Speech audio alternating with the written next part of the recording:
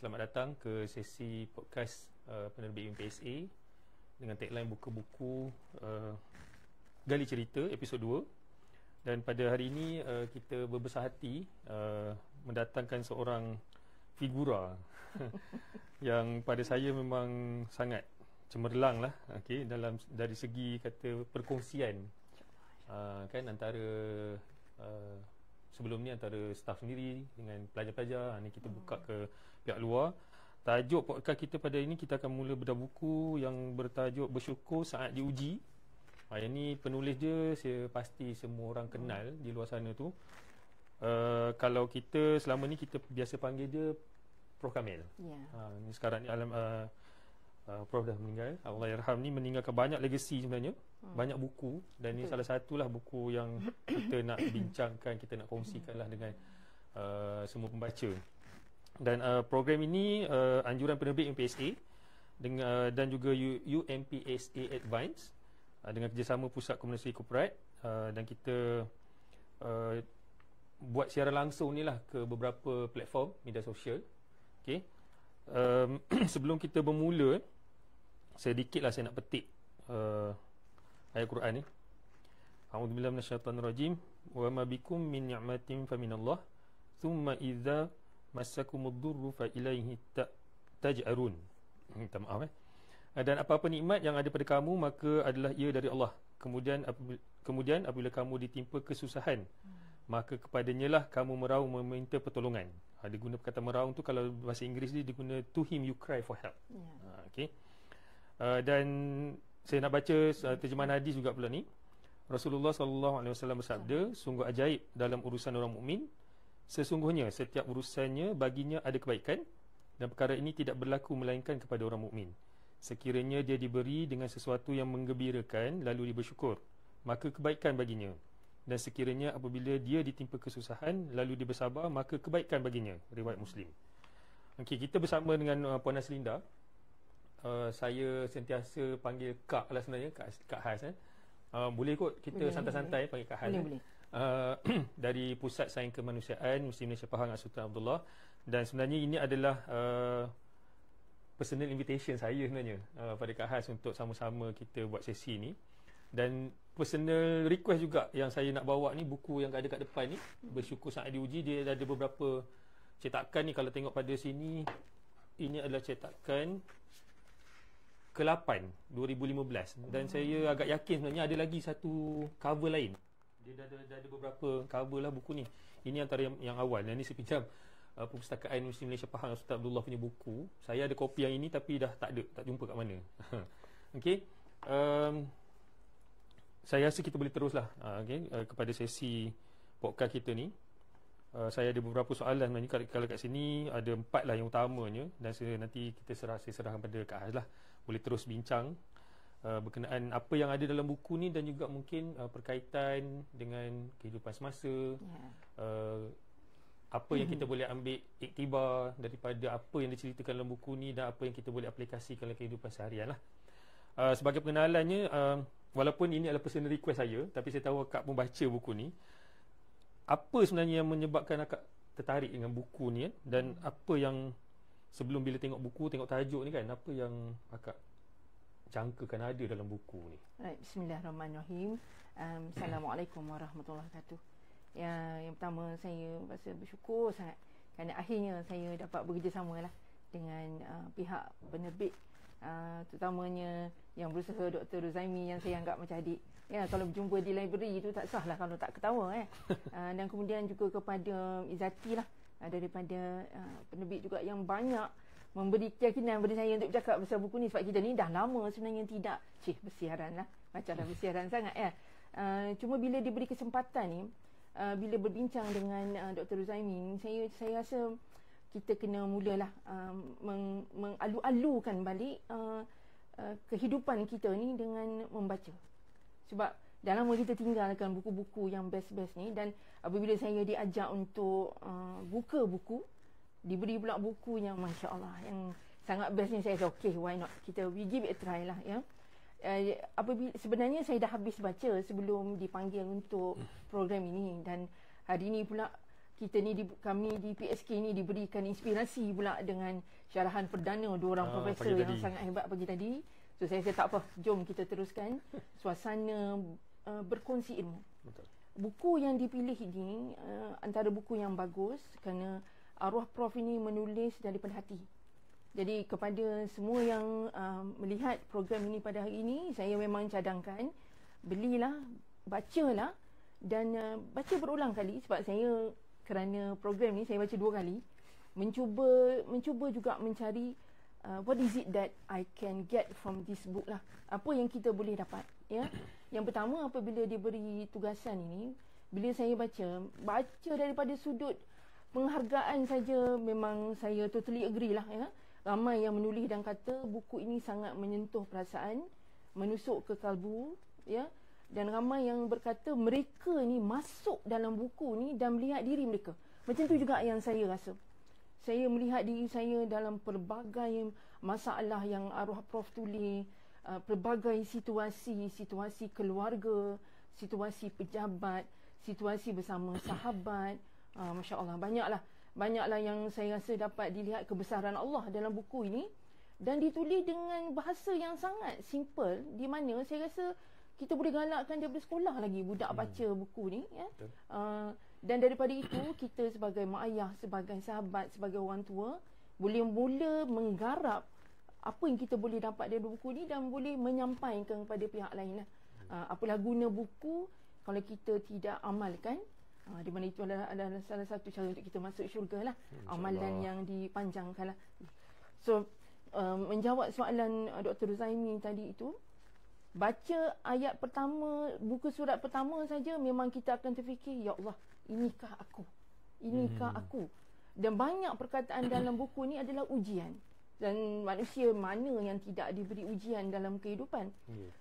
Ternyata buku ini cantik. Of course saya dengan Dr. Zaimi ni tidak akan bercerita sepenuhnya pasal buku. Betul. Sebab kita nak galakkan semua orang baca buku ni sendiri. Cantiknya buku ini kepada tuan-tuan perempuan, adik-adik, student saya tu, ramai student saya yang tengok, I know you miss me, I miss you too, right? Tapi you read this book and you akan dapat satu perasaan, ya Allah, apa saja yang kau uji aku boleh handle. Time tu dah rasa best lah, ya. So itu saya rasa sebagai pengenalan kepada buku ini, sebab muka surat pertama saja arwah Prof ni bermain dengan hati kita. Siapa kita di sisi Allah? Siapa kita sebagai manusia? Siapa kita yang akan diterus berikan ujian?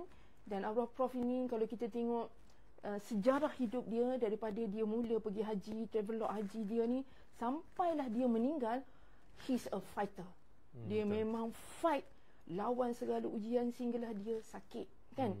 Siapa yang ikut dia di Facebook memang akan rindu penulisan arwah, dan semua orang menanti kehadiran kembalilah Puan Roza, isteri dia, untuk terus menulis. Hebat dia. Hebat, kan? Ini antara buku yang boleh bantu kita lah, insyaAllah. Ada banyak lagi kita boleh sembang. Itu pengenalan kepada saya lah, kepada Dr. Zaimi. Dia macam tadi sebut kan, bila ditimpa ujian ni, kita lah, biasa orang Melayu kan, kalau aksiden ke apa tu, apa cerita? Sihat apa? Okey ke tidak? Cedera ke tidak? Oh, alhamdulillah, kaki je sikit luka. Luka, tapi alhamdulillah tu muncul juga dari mulut kan. Kiranya apa-apa jadi, itulah alhamdulillah. Kita masih lagi diberikan nyawa. Kalau sakit sikit, kalau patah sikit, ada lagi cara lain nak teruskan kehidupan. Sejauh mana pun berat ujian tu, kita alhamdulillah. Dekat mulut tu lekat. Kan. Jadinya kalau dari segi konten pula kan. Dalam buku ni kan, kalau saya buka sikit dekat dia punya table content, isi kandungan ni, dekat bab 15 sampai bab 25 ni, tajuk dia ujian tidur, ujian harta benda, ujian kuasa, ilmu, ujian badan, ujian ibadat, ujian suami, ujian isteri, ujian ibu bapa, ujian anak, terakhir sekali dia letak ujian kematian. So semualah dari mula kita nak tidur malam tu sampai bangun esok pagi, pergi kerja, pergi sekolah, apa semua tu, segala aktiviti tu sebenarnya adalah ujian.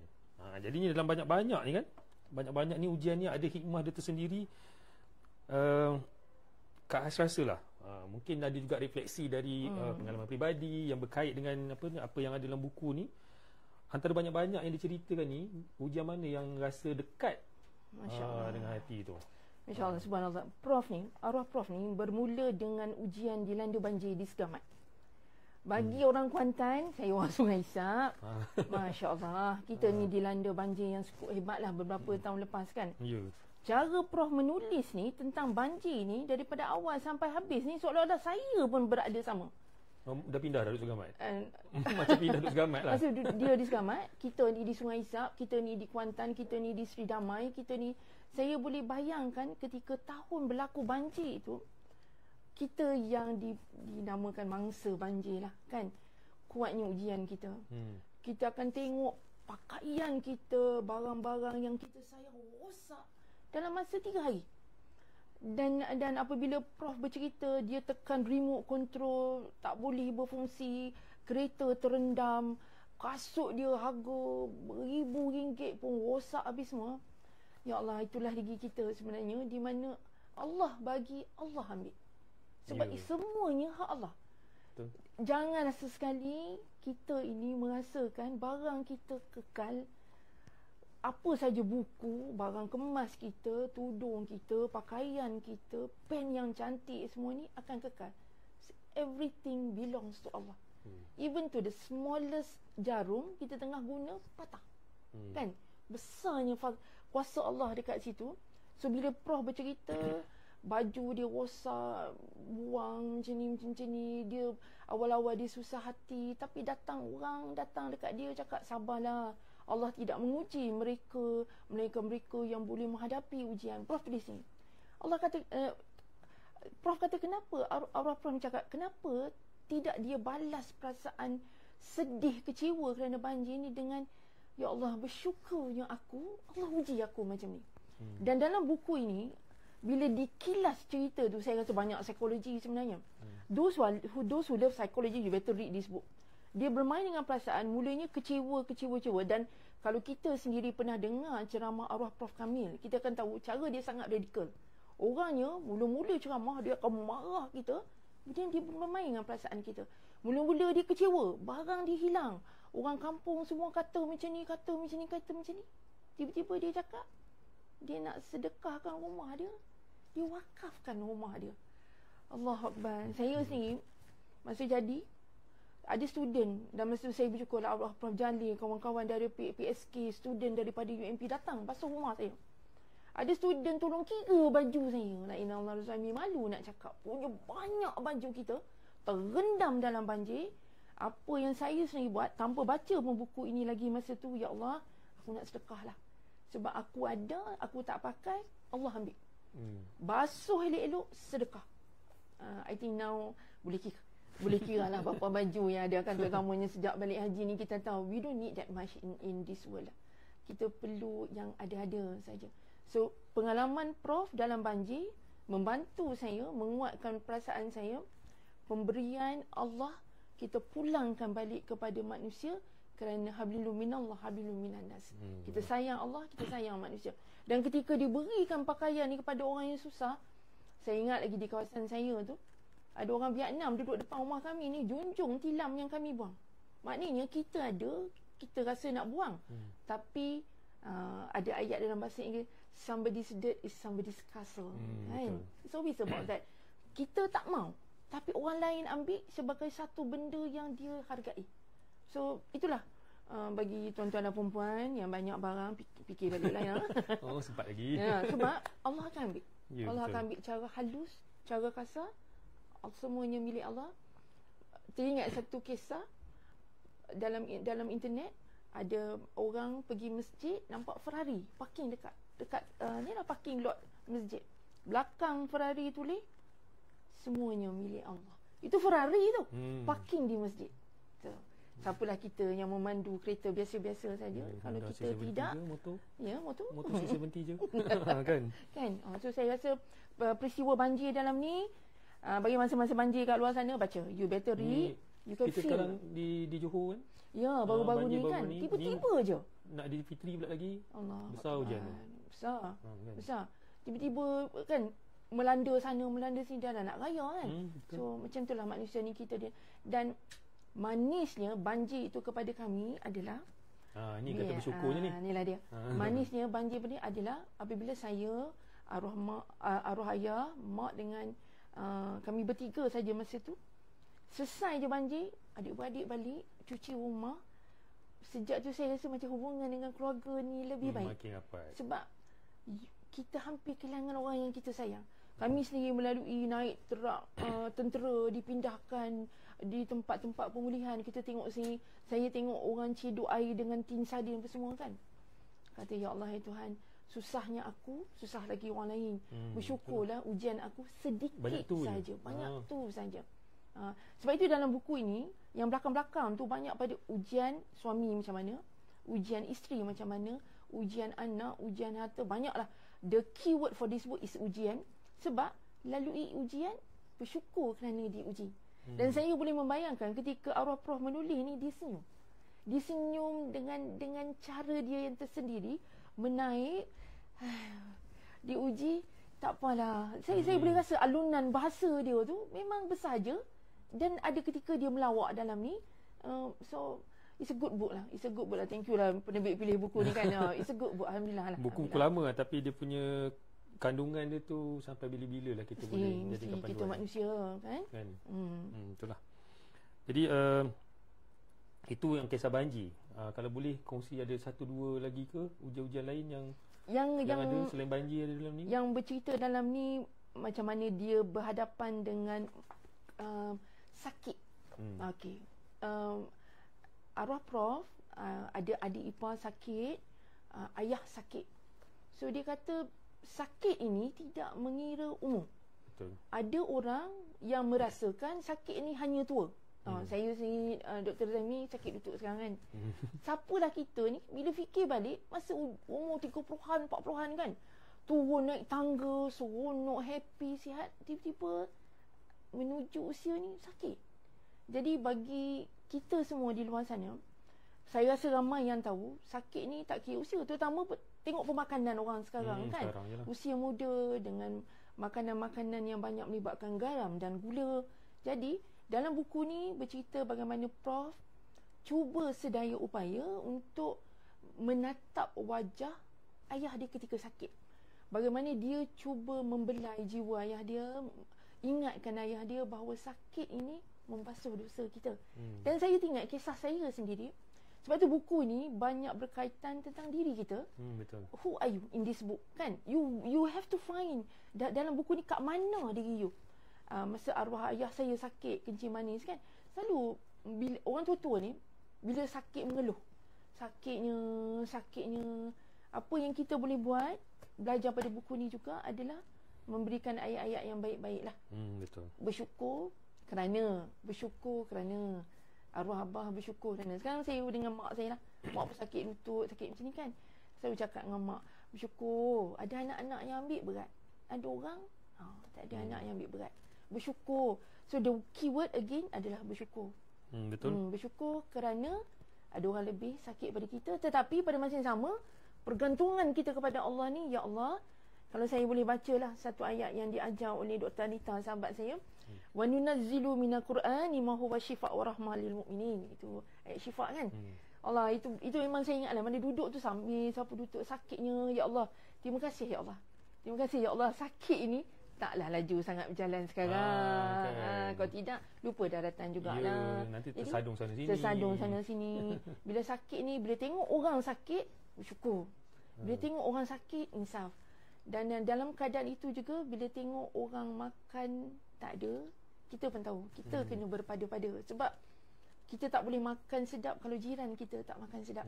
Dia kena beringatlah benda-benda macam tu kan. It's always sebab, ya Allah, terima kasih aku ada rezeki untuk aku kongsikan kepada orang lain.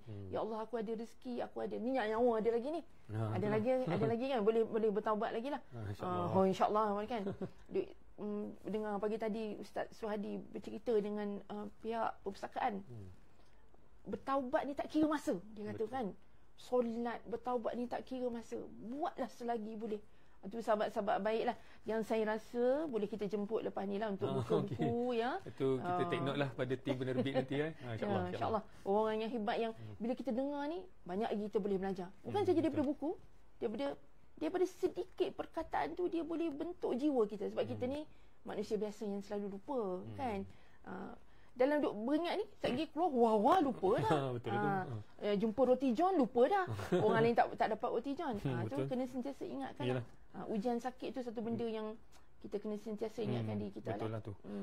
Dan dari situlah bila dah ada ujian ni, kata kita kena bersyukur terima ujian. Nampak pelik kan, kau jatuh sakit kau bersyukur pula lagi. Orang kalau boleh nak sihat, nak kekal sihat. Tapi macam mana pula konsep pasrah, redha dan tawakal selepas tu nak membentuk diri gitu, tak linear pun. Saya walaupun saya berada dalam situasi sebagai penceramah motivasi, externally kita bantu orang. Internally saya juga memerlukan kata-kata motivasi yang baik-baik. Teringat satu video yang berkaitan dengan buku ini, seorang penceramah daripada Arab lah, Middle East, a lady. Husband sakit, husband meninggalkan anak 4 orang. Dia beritahu, dia kata, ya Allah, thank you for giving me the opportunity to be a good wife to a good husband. Walaupun suami dia dah meninggal. Thank you ya Allah, because my husband has been a very good father, has been a very good husband to me, has been a very good son to my mother-in-law. Saya pun tak pernah lagi berada dalam situasi itu, sebab ketika arwah Abah meninggal, kita rasa sedih. Kan, saya rasa semua orang lalui benda tu. Ini peringatan saya pada pelajar saya lah, yang saya rasa Dr. Zaimi pun tahu. Tiba-tiba tengah belajar, ayah meninggal, sedih, kecewa. Healing proses sekarang pun pelik-pelik kan. Nak kena pergi tepi laut ke apa. Healing yang terbaik adalah sentiasa mengucapkan syukur kepada Allah, kerana Allah telah anugerahkan aku ayah selama 23 tahun yang telah memberikan aku kasih sayang sampai masuk universiti. Masuk universiti kan. Jadi masuk universiti, belajar baik-baik, pulangkan balik kasih sayang Allah itu, kasih sayang ayah kita itu, dengan berbakti kepada Allah, berbakti kepada manusia. Become a good engineer and serve the people. Semangat dah tu. Saya bila when you talk to the student kan, why are you worried you are now without a father? Be worried kalau you tidak boleh membawa legasi nama baik ayah you. So Prof bercakap ni tentang anak dia. Anak dia tidak pandai sangat dari segi akademik. Jadi dia groom jadi chef yang boleh buat buku kan. Jadi dia kata ujian anak yang tak pandai akademik, kita groom cara lain. Channel ke tempat lain. Yang pertama ni, number 1, solat. Betul. Yang kedua, akhlak. Kan, selagi dia duduk dengan kita, jaga dia. Yang bimbang kita ni bila dia keluar pada rumah. Betul. Apa nak jadi dengan anak kita. Yalah. Kan. So yang itu kena bantu. Dan saya juga ada satu kisah lah. Nak motivate kawan-kawan lain supaya join Dr. Zaimi next time untuk buka buku kan. Pelajar kita ni seorang budak lelaki lah. Madam, saya tak boleh hadir kelas besok pagi. Tak apalah. Tapi insyaAllah madam nanti. Dan budaknya sangat sopan lah dalam WhatsApp. Saya nak balik Kelantan besok pagi. Malam ni nak balik, besok pagi saya nak pergi hospital. Kenapa? Madam, saya anak sulung. Mak saya nak potong kaki sebab kencing manis. Jadi saya nak tanam kaki mak saya. Hebatnya. Seorang lelaki bernama Anak. Ini adalah ayat motivasi saya pada student yang tengok ni sekarang ya. You nak tak mandikan jenazah mak you? You nak tak mandikan jenazah ayah you? Kan? Jadi pada sekarang, solatlah. Solat dan mohon Allah berikan rezeki kepada you supaya ujian ketika berhadapan dengan benda genting macam ni, you tenang. Betul. Dan budak ni bercakap macam, ya Allah, saya belajar daripada dia kan. Kata dalam hati saya, macam mana dia boleh tenang? Kata, you okey ke? Mak nak potong kaki. Kata madam, mak saya jaga. Mak saya madam, saya jaga. Dah tiba masa madam, saya buat. Okey, pergilah. Tutup cerita lah tu kalau ikut kan. Dah tahulah macam mana. Bagi saya tak payah tengok dah dia buat exam ke apa dah. Memang saya bagi A budak ni.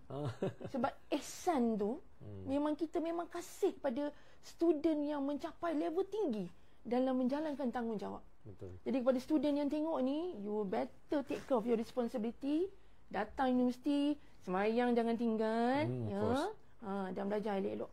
Dan syukurlah kita diuji, kita waras, kita kuat, bangkit balik. Jati diri tu kena adalah. Healing proses ni jangan lama sangat kot. Lah tahzan lah, janganlah sedih sangat kan. Dia memang ada apa stages of grieving tu memang ada. Grieving tu ada. Tapi you find what you need to do. You come and talk to me. Betul. We can sit down. I can tell you how can I help? Yeah. How how did I deal with my father's death. Passing away is a sorrow lah. It's a sorrow moment kan. Kematian ini satu suasana yang sangat menyedihkan. Tetapi dia memberikan saya semangat. Setiap kali boleh bersedekah, sedekah atas nama arwah abah. Jadi kita kumpul pahala banyak-banyak untuk arwah abah kita. Itu untuk ayah, suami, mak, macam itulah. Dan doa-doa supaya kita ni bila mati ni ada orang ingat kat kita. Sebab tu kelebihan buku ni adalah arwah Prof Kamil ni menulis dengan hati. Meninggalnya dia masa baru-baru ni, orang yang saya yang tak kenal dia personally pun menangis. Allah meninggal dah Prof. Lama dia sakit. Kan? Jadi saya pun dah lalui di mana kita ada orang yang berpengaruh dalam hidup kita. Antaranya arwah Prof Jalil, Ustaz Nubli sebagai bekas dekan saya, kan? Ustaz Hilmi sekarang dekan saya, Puan Syikin, Puan Ainur dulu. Ini semua bos-bos dekat UMP yang saya boleh sebut yang telah membina jiwa kita, membina who I am today at my career pathway lah. Kan? But then you deal with student. The numbers of beautiful student at UMP lah. Sebut pasal student pula kan. Saya dalam buku ni ada juga ujian. Ada tak dia tulis pasal ujian? Tak ada yang pelajar. Ni saya nak tarik sikit lah. Ujian-ujian kita ni staf akademik, pensyarah, mengajar. Macam mana pula konsep? Bersyukur sangat diuji dengan perangai pelajar-pelajar kita ni. Yang baiknya ada, yang kurang baiknya ada, yang bermasalahnya ada. Saya rasa macam ni kot. Student ni dia akan lalui fasa-fasa remaja yang nakal. Kita pun pernah jadi macam tu dulu. Cuma sekarang ni nakal tu takut terbabas. Sebab sekarang mudah. Sangat mudah lah. Sangat mudah kita terpesong kepada benda-benda contoh seperti pornografi, kemudian anime ke arah seksual, kemudian daripada kecil terdedah kepada sentuhan lelaki perempuan. Yang terkini video dalam Facebook pagi tadi, ada pakcik tua sujud, dia ingat kawan dia tarik kaki. Itu nampak. Dah dalam konsep biadab lah. Betul. Sebenarnya. Sebab tidak menghormati orang tengah semayang pun. Jadi akhlak ni di mana? Jadi bila remaja kita dah masuk universiti, sebelah kaki dah berjaya dari sudut akademik, akhlak kita ni adalah jauh daripada mak ayah. Jauh daripada mak ayah ini adalah tidak ada orang yang suruh kita semayang. Betul. Bila kita lupa solat, kita lupa baca Fatihah, takut lama-lama Allah lupa kita kot. Takut. Bahagian tu memang cukup takut. Jadi student yang tengah mendengar podcast ni, saya minta satulah, jenguk-jenguklah masjid. Kan? Jenguk-jenguklah. Kita ada penceramah yang hebat-hebat. Ustaz Mansur yang sekarang pengarah PKU kita. Lepas ni. Ya. Dan Ustaz Hilmi, Ustaz Suhadi, Masya Allah. Kalau dengar ceramah-ceramah di masjid ni, saya rasa memang boleh menangis lah. Ustaz Abdul, ya. Kemudian ustazah-ustazah. Kalau ada masalah student, saya rasa jangan simpan. Pergilah cari pusat sejahtera, carilah Puan Farida untuk duduk dan sit down. You can always come and talk to me. Kebanyakan student saya faham kot, kalau duduk kita nak sembang apa kan. Selalunya kisah-kisah ni pergi kepada tak cukup duit nak makan, keluarga saya susah, saya tak faham, awal-awal semester macam ni, pertengahan semester macam ni, dah habis stres, gini-gini, habis. Fasa ini wajib untuk dilalui. Bertahan, bersyukur, take it easy. Buku ni solat, syukur, bertahan. Dia bertahan di buku ni. Bertahan, dia kata bertahan kan. Resilient dia panggil. So you bertahan. So mula-mula apa pun masalah, you solat dulu. You solat dulu. To a certain extent, kalau kita masak nasi kita mentah, kita solat dulu. Kita solat dulu. Kita minta tolong, ya Allah, kenapa nasi aku mentah? Alah, medium kelakar nasi mentah nak solat. Jangan. Kan? Baju butang hilang pun, kalau orang yang betul-betul ingat pada Allah ni, setiap masalah solat. Solat, ya Allah. Ini benda yang saya belajar masa pergi haji kot.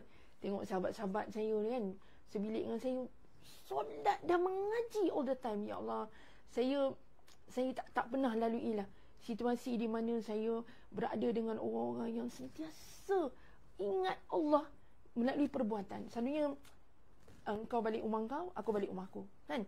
Tapi ni sebab kita 45 hari dengan kawan-kawan, Tak ada orang yang pura-pura. If you remember Allah, you will remember Allah. Jadi saya mohon kepada pelajar, tolong cekalkan hati. 4 tahun belajar, lepas belajar tu yang you nak kena hadapi sebenarnya. So kami ni mengajar Kia kan, nak elak rasuah, nak jaga integriti, nak elak daripada bercampur lelaki perempuan yang bebas kan, nak kahwin elok-elok, nak jadi suami, nak jadi isteri. Banyak tanggungjawab. Benda semua di mulut, di hati dan solat. Kena doa. Saya duduk di sini berkat doa mak ayah saya. Saya duduk di sini kerana berkat suami saya yang ada dengan saya pun hari ni kan. Doa kawan-kawan kita, doa mak ayah kita sangat penting. Call mak ayah. If you are in trouble, cari mak ayah. Dan mak mesti akan nasihat. Kak, semayang kak. Tak adalah mak kata, kak kau terkejut bangunan. Tak ada. Tak ada. Kak semayang kak. Assalamualaikum abah. Akak ni tak boleh belajar. Akak ni macam ni. Akak semayang tak? Akak buat semayang tahajud malam ni. Abah pun buat kat rumah. Wih, sayu kan kita ni. Wih, ayah aku pun semayang untuk aku. Dan buku ni bercerita tentang solat. Ya Allah, Prof ni dia ni orang ekonomi. Dia orang pengurusan. Betul. Tapi dia tulis memang macam, saya rasa macam seolah-olah dia mengkaji. Dan dia pun bercerita dalam tabelok haji dia kan. Dia baru berjaya baca Quran dan khatam Quran pada usia bila. Tapi bila baca buku ni, ya Allah, aku ni melihat Allah melihat aku ni dalam buku ni. Belilah buku ni kan, kita bacalah. Library pun ada, insya-Allah. Betul. Ni buku ni saya pinjam kat library ni. Ya, kan? Ada buku. Sayang. Marilah kita baca buku. Dia lagi satu tadi ujian yang kita yang ditimpa ujian ni. Tapi ada satu situasi tu kita tengok orang keliling kita yang ditimpa ujian dan pada masa tu saya percaya itu pun ujian pada kita. Ya. Ya. Apa tindakan kita untuk membantu ataupun kita walk away ataupun macam mana? Ya. Of course there are always a situation tengah drive kita accident tepi jalan. Jalan-jalan kucing mati tepi jalan. Semalam tengah bawa kereta suami langgar ayam tak pasal-pasal. Jadi macam dan tengah makan sedap ada pakcik minta sedekah kat tepi. Betul. Ujian. Are you willing to share? Okay. Saya bagi satu situasi simple lah yang arwah Prof menulis dalam ni kan. Sebab benda ni jadi pada kami. Kami tengah makan di satu tempat, tiba-tiba cucu saya ni bangun, pergi meja sebelah, dia kutip duit, dia bagi kat pakcik. Pakcik, duit. Kami pun terkejut. Brother sebelah ni kan, terkejut. Budak ni bagi duit kat aku. Lepas tu bila dia duit, tanya dia, nama Tarik. Kenapa Tarik? Tarik nampak duit, itu bukan duit kita, itu duit pakcik.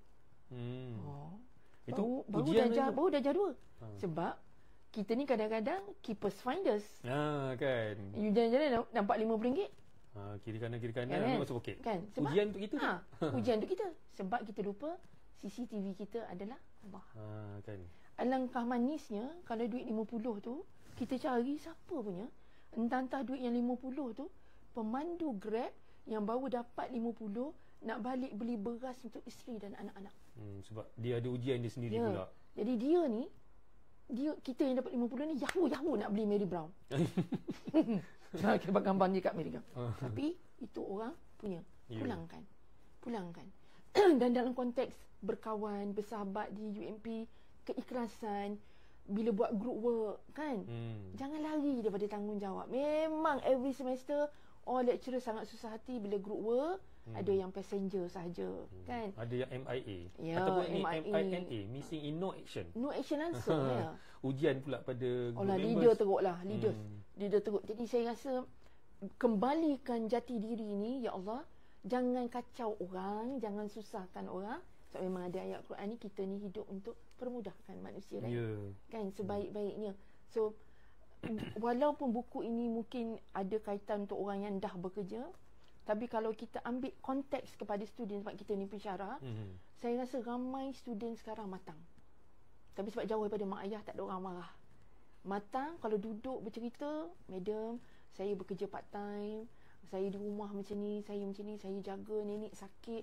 Saya suka bersembang dengan student, mencari kekuatan student. Jadi kekuatan ini kita keluarkan sedikit, dia akan balik dengan rasa I'm doing a good thing. Yes, you're on the right track. Allah is with you. Don't worry, the problems will go away. So bersyukur ni, Allah tengah bina hati you untuk jadi kuat. Dan kuatkanlah diri, sebab bila you grad, apa lagi akan datang? Ni tak tahu lagi mak ayah kan, kita tak tahu apakah benda. Kita takut juga dugaan-dugaan seperti kita berdepan dengan rasuah, kita berdepan dengan masalah di tempat kerja, kita berdepan dengan fitnah, kita berdepan dengan ada orang tak suka kita. Jadi kita ni nak pergi mana? Kita ni nak kerja kekal. Jadi bagi para pelajar kita, you get ready. If you are strong now, you will be stronger later. Of course. InsyaAllah. Ya, insyaAllah, insyaAllah. Okey, sebelum kita teruskan, sedikitlah saya nak buat iklan berkenaan dengan ini penerbit lah. Kita nak ambil kesempatan sedikit sebelum mungkin bagi tenang sikit, relax sikit. So saya nak buka nak kepada pembaca pendengar sanalah, kita penerbit UMPSA ni kita ada terbitan baharu. Yang pertama ni bertajuk Reality and Culture in Foreign Languages. Penulis yang ada kat depan ni Salina Hussein, Syed Nurul Akhlak, Syed Abdullah. Ni sahabat saya dari UPM, dan Eng Bun Sim.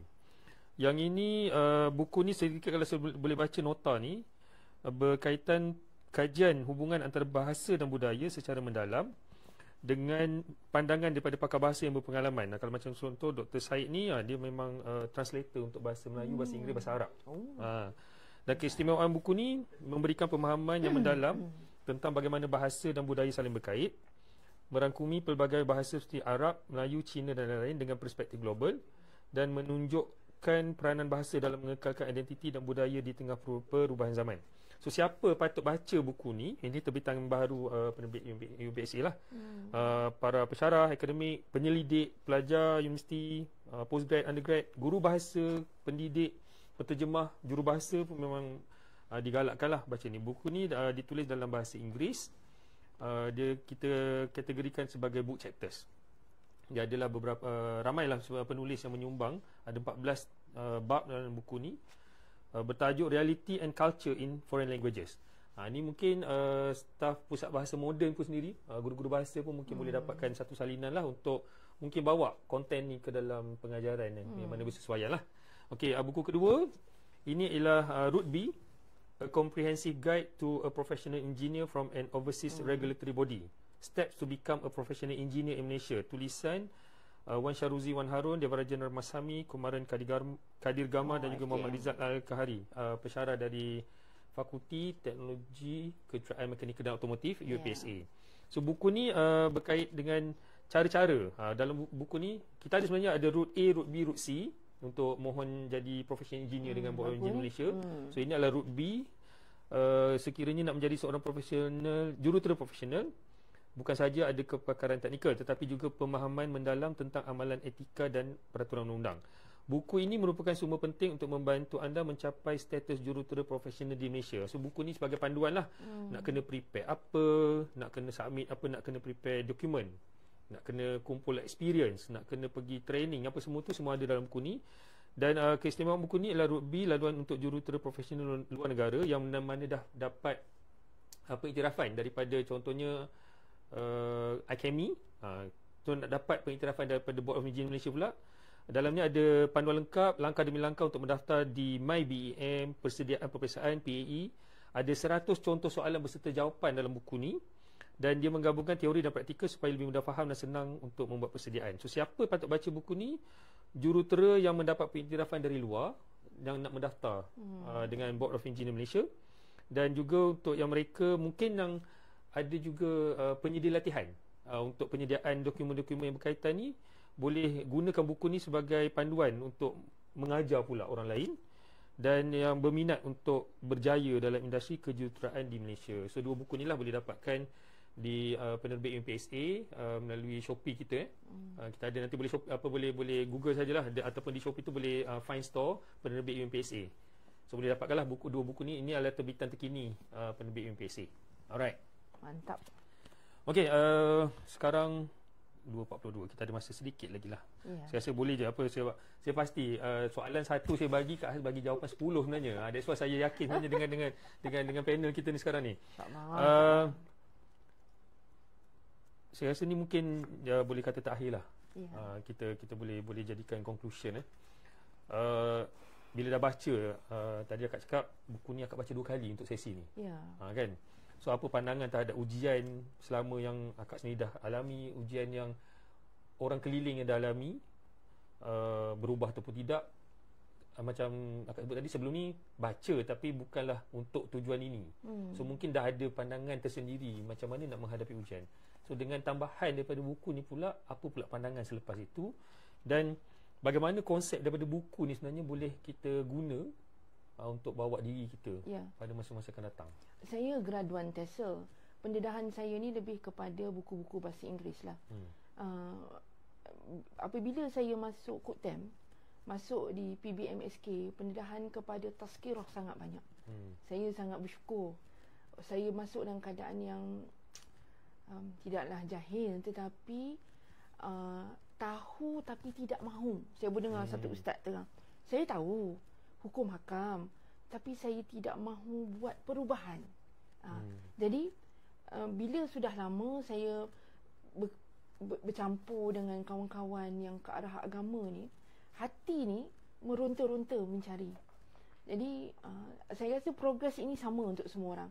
Bagi pelajar-pelajar, terutamanya tahun akhir yang sudah mula membina impian untuk kahwin ke apa ke, tetapkanlah hati kita ni untuk mencari pasangan yang membawa kita ke syurga. Saya suka ayat ni. Madam, kalau madam pergi syurga, tunggu saya kat sana ya. InsyaAllah. Kan? Maknanya dia, pelajar yang cakap tu saya, pelajar UI, dia cakap tu, saya macam dia pula memberi harapan kepada kita untuk kita masuk syurga. Jadi saya boleh tanyalah para pendengar sekarang ni, macam mana kita nak masuk syurga? Jadi bila saya berkahwin, bila saya mendapat sahabat-sahabat yang sangat suka memberi tazkirah, macam jadi sekarang ni bila kita baca buku, kita cari ayat Quran. Sebab kita tak pandai sangat, tak pandai pun mengaji macam orang lain. Tadabbur pun sekali-sekala, tafsir-tafsir pun kita tak pandai nak baca. Kan? Saya kalau duduk dengan Ustaz Suhadi tu, saya takut kalau dia pergi ke Nahwu bahasa Arab sebab level dia orang Al-Azhar. Tapi nak jadi baik. So buku ni banyak kali menyebut tentang macam mana nak jadi baik. Pertama solat, sabar, bersedekah kita tak sebut daripada tadi. Allah arwah Prof kami ni kan orang yang sangat kuat bersedekah, membina masjid di Nigeria, di Sudan, di apa semua tu kan. Teringin untuk orang kata ada duit di akaun ni tak pandang pun. Anytime you want to give, you just give. Kita pun teringin ada benda sampai tahap tu. Sampai tahap macam tu. Tak salah untuk berdoa kaya sebab nak bersedekah. Betul. Nak tolong. Nampak je student dah makan, jom saya nak belanja awak Zeus Coffee. Gitu. Dah ada Zeus Coffee kat gambar kan. Maknanya bukan sekadar take OI, nak bawa pergi bagi makan yang sedap-sedap. So bila duduk ni macam-macam yang bab 27 ni kan, dan mintalah pertolongan kepada Allah dengan jalan sabar dan mengerjakan solat. Dan sesungguhnya solat itu amatlah berat kecuali orang yang khusyuk. Surah Al-Baqarah. Akan ambil saya punya penutup. Alah. Kan. Tak apa terus. Tak apa. Dan bila tu saya dah janji diri saya tak boleh menangis dalam sesi buku-buku ni kan, sebab saya nak happy. Ya betul. Saya nak happy, saya rasa sesi ni sangat best. Daripada semayang tadi Zuhur, daripada solat duha pagi tadi pun kata ya Allah permudahkan aku, sebab I love the book very much. Why not I share with the rest of the world?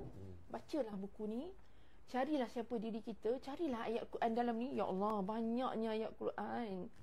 Janganlah bersangka buruk dengan manusia. Kebanyakan manusia ni masih mencari-cari. Kan? Janganlah bersangka buruk dengan apa yang terjadi pada kita. Janganlah kita sakit pun kita nak marah Allah. Itu ujian untuk kita. Saya ingat Ustaz Hilmi ada bagi nasihat bila saya kata, Ustaz, saya kan Ustaz, kalau saya berjalan dulu kelas dekat blok Z naik tangga tu kan sakit. Nak berjalan sakit. Ustaz kata, Khas, dalam sakit ini pahala Khas berlipat kali ganda. Sebab Khas nak pergi perjuangan jihad untuk mengajar budak-budak. Allah. Dah dengar saya. Okey Ustaz, maknanya sakit pun jalan. Pergilah Khas. Jadi dalam sakit pun kita suri rumah, yang bangun sahur daripada pukul 4 tak tidur lagi ke, buat je. Just do it, kerana pahala ni memang tengah menunggu kita. Tengah menunggu. Dan kalau tuan-tuan perempuan pergi syurga, tunggulah saya. Bukan kakak je kan? Orang lain pun nak juga. Tunggulah. Pesanan kepada cucu, pesanan kepada suami, pesanan kepada semua. Kalau pergi syurga, tunggulah. Dan of course lah, kepada para isteri, selalulah ingatkan pada suami. Kalau suami masuk syurga, tunggulah isteri sekali. Kan? Gitulah Dr. Zaimiyah. Ya betul lah, insyaAllah. So again, saya merasakan solat, bersyukur ketika diuji. Ada orang yang sangat hebat, dia accident pun dia solat. Dia tak ada benda makan, dia solat. Ish, hebatnya kan. Tapi saya dah tengok benda tu dekat Mekah. Saya dah tengok dekat benda tu dekat Mekah. Maknanya ada orang, ada jemaah yang mendidik saya sikit solat. Dia kan pintu syurga ni menunggu kita. Ada yang suka solat, Masya Allah. Kata dah latih tak letih solat ke dia ni? Memang tak rupanya. Solat dan solat dan ada orang suka mengaji. Mengaji dan mengaji sampai boleh khatam Quran almost every day. 2 minggu di Mekah dah boleh khatam Quran. Ada orang suka bersedekah, non-stop bagi sedekah, kiri kanan kan. So kita pilih lah, kita ni yang mana satu. Ada orang sentiasa senyum bila diuji.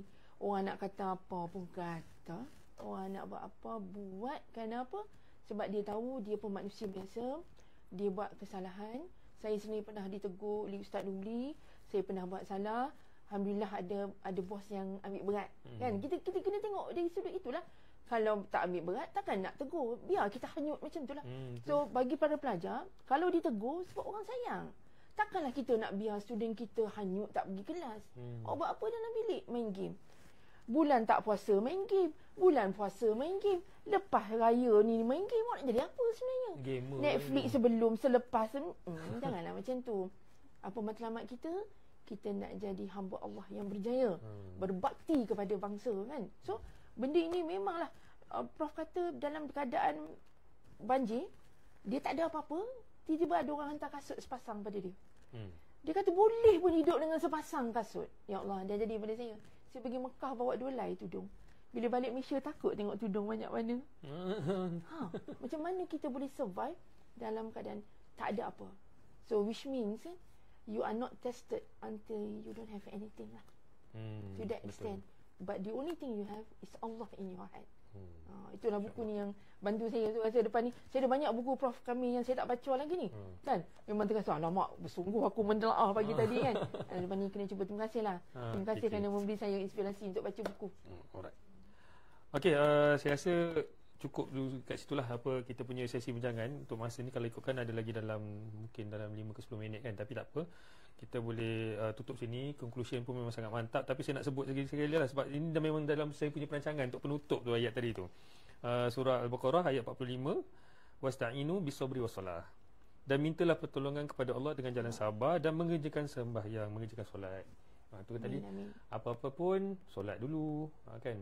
Even kita macam ada kumpulan nasyid UNIC kalau tak salah saya, dia ada keluarkan satu album selawat. Jangan susah nyanyi. Itu cerita lain.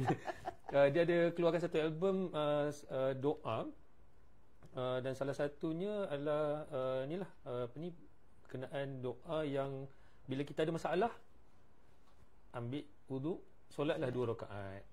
Itu kalau orang kata kita sekarang ni solat istikharah tu. Dan istikharah tu kadang tu bila kita buat solat sunat, kita fikir mungkin waktu malam saja kan sebenarnya. Bila-bila masa kita rasa kita di 2 persimpangan, nak pilih mana satu, at any time. At any time kita minta Allah tunjuk.